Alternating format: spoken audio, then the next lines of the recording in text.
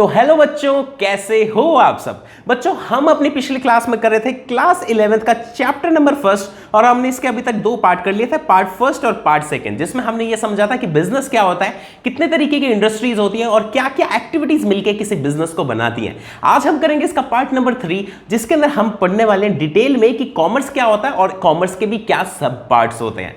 So let's begin. तो बच्चों, आज की क्लास शुरू करते हैं कॉमर्स नाम के टॉपिक से। तो कॉमर्स का मतलब क्या होता है, मैं पहले एक आपको समझा देता हूं, बाद में हम रीड करेंगे।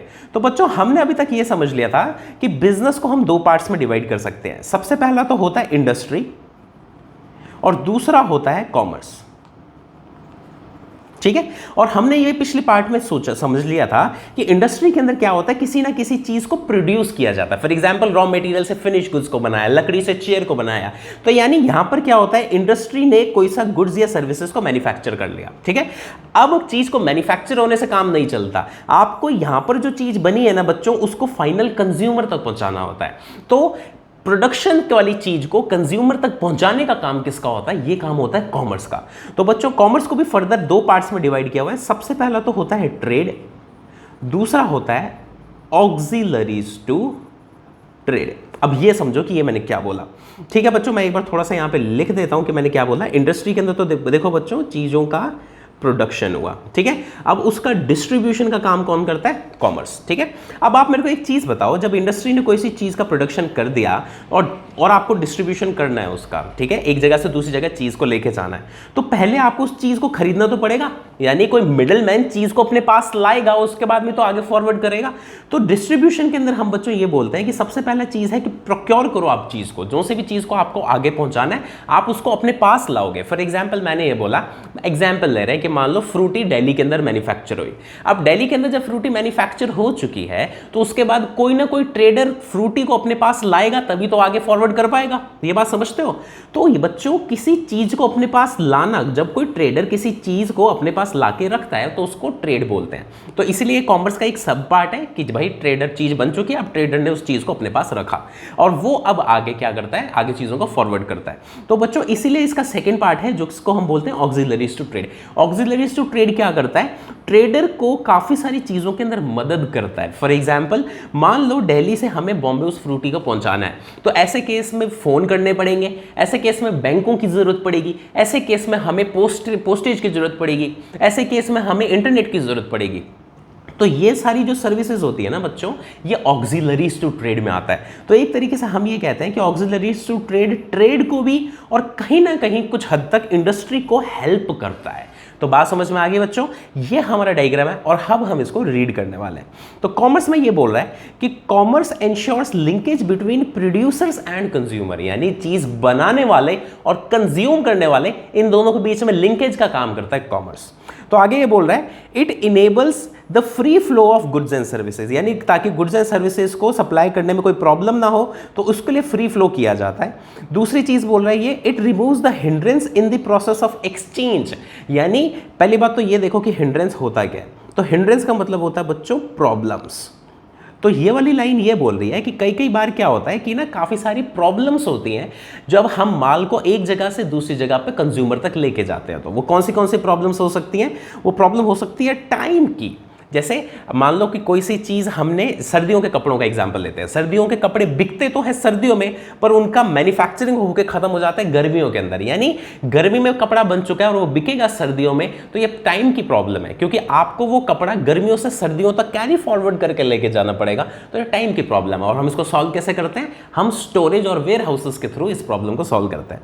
आगे बोल रहा है द प्रॉब्लम ऑफ प्लेस, यानी एक जगह की भी दिक्कत होती है। जगह की कौन सी दिक्कत होती है, सेम फ्रूटी बनी दिल्ली के अंदर और पहुंचाना है हम उसे बॉम्बे के अंदर, तो यानी जगहों के अंदर प्रॉब्लम है। आगे बोल रहे हैं the problem of risk. The problem of risk का मतलब ये है कि अगर कोई सा ट्रक दिल्ली से बॉम्बे जा रहा है, हो सकता है ट्रक का एक्सीडेंट हो जाए और हमारा पूरा माल खराब हो जाए, तो इसके अंदर रिस्क बहुत ज्यादा है। या फिर आप ये कह सकते हो कि किसी गोदाम में आपने फ्रूटी बहुत सारी रख रखी है और एकदम से उसमें आग लग जाए, तो एक प्रॉब्लम ऑफ रिस्क है। और हम इसको सॉल्व कैसे करते हैं, हम इसको सॉल्व करते हैं द प्रॉब्लम ऑफ रिस्क को इंश्योरेंस की मदद से।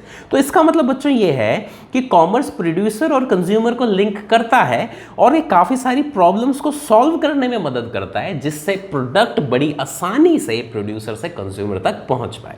तो बच्चों आगे ये बोल रहा है commerce includes two types of activities, यानी कॉमर्स भी दो पार्ट्स में डिवाइडेड है। सबसे पहला ट्रेड और दूसरा ऑक्सिलरीज टू ट्रेड, जो मैं आपको ऑलरेडी समझा चुका हूं। ट्रेड क्या होता है? ट्रेड होता है buying and selling of goods, आपने उस चीज को खरीद लिया और आप उसको आगे सप्लाई कर दोगे। और ऑक्सिलरीज टू ट्रेड का मतलब होता है जो कोई सी भी सर्विसेज ट्रेड की मदद करेगी उसे हम ऑक्सिलरीज टू ट्रेड कहते हैं। तो यानी auxiliaries to trade is like helping in nature, ये बाकी सारे कामों को हेल्प करता है। ठीक है जी बच्चों, आगे करते हैं। आगे टॉपिक है हिंड्रेंस रिमूवल के एग्जांपल, यानी कौन सी प्रॉब्लम्स होती हैं जिनको कॉमर्स सॉल्व करता है। तो सबसे पहली प्रॉब्लम होती है द प्रॉब्लम ऑफ पर्संस, यानी एक ट्रेड के अंदर प्रोड्यूसर को, देखो एक जब भी कोई बिजनेस एक्टिविटी हो रही होती है ना, तो बेचने वाले को खरीदने वाले पे भरोसा नहीं होता और खरीदने वाले को बेचने वाले पर भरोसा नहीं होता। तो ऐसे केस में कॉमर्स बीच में आता है, वो दोनों को मिलाने का काम करता है। क्योंकि आप मेरे को एक चीज बताओ, मान लो मेरे पास, मैं एक दिल्ली के अंदर मैन्युफैक्चरर हूं और मेरे को अपना माल केरला में पहुंचाना है, मैं केरला के किसी भी बंदे को नहीं जानता, तो ऐसे केस में मैं ब्रोकर से मदद लूंगा, मैं बीच में कमीशन एजेंट से मदद लूंगा और उनको बोलूंगा कि मेरे को लोगों तक पहुंचाओ। तो ये किसकी प्रॉब्लम है बच्चों? ये प्रॉब्लम है the problem of people and persons. तो ट्रेड क्या करता है? ट्रेड इस प्रॉब्लम को सॉल्व करने में मदद करता है।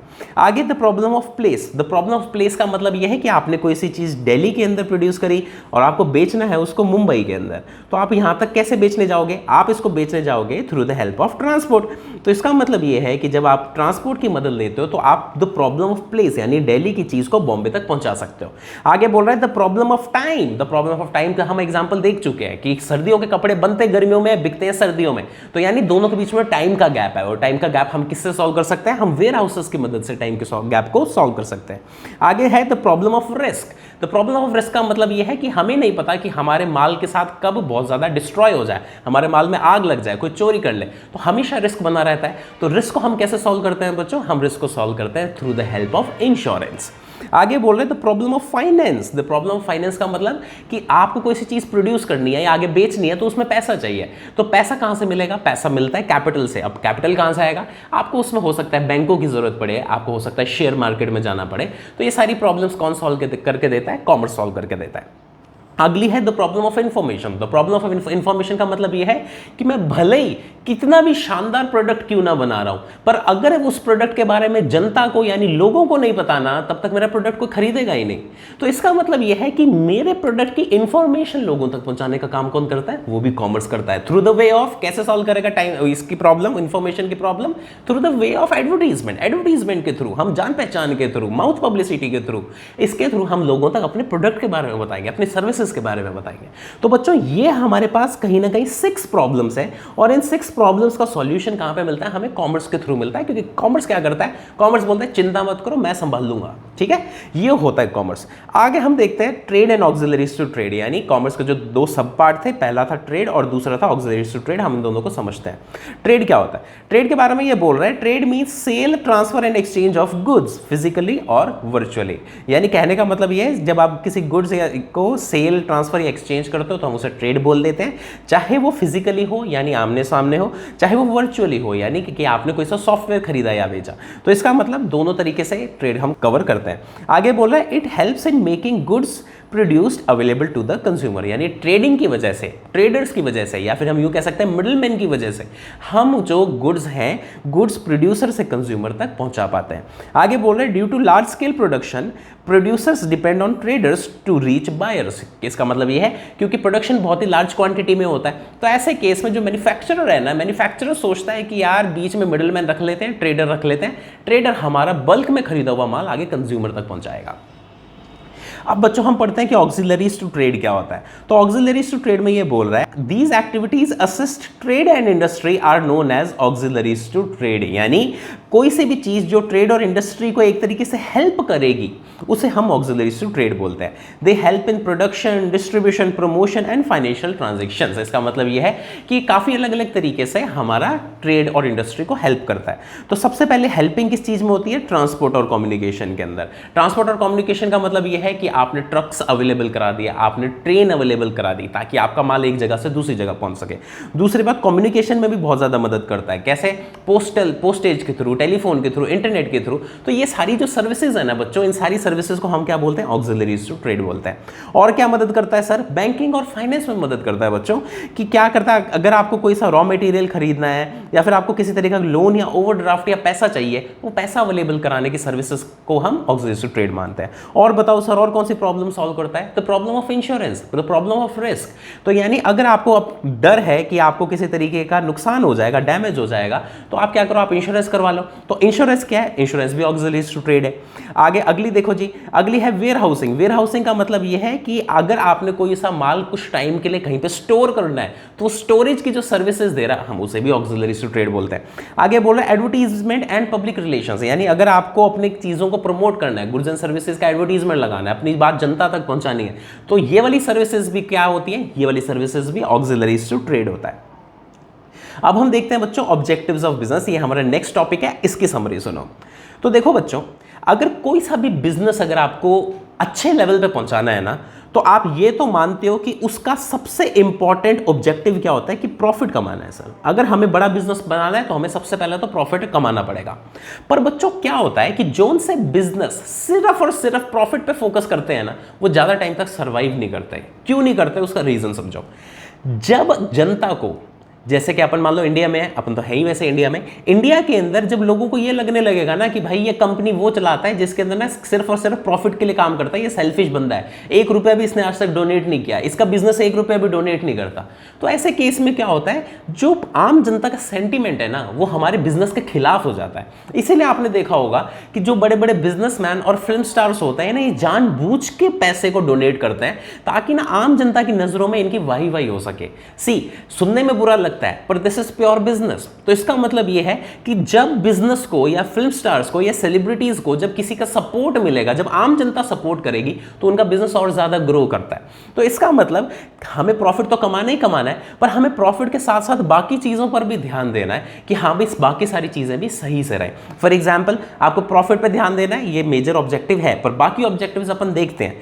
दूसरी बात, आपको गवर्नमेंट पे ध्यान देना है, गवर्नमेंट के टैक्सेस नहीं चोरी करने, गवर्नमेंट को ढंग से हैंडल करना है। और क्या ऑब्जेक्टिव हो सकता है? आपको एम्प्लॉइज को बहुत ढंग से हैंडल करना है, आपको एम्प्लॉइज को ढंग से पेमेंट देनी है, फेयर वेजेस देनी है, वरना अगर एम्प्लॉइज ही आपके खिलाफ हो गए तो आप क्या बिजनेस करोगे?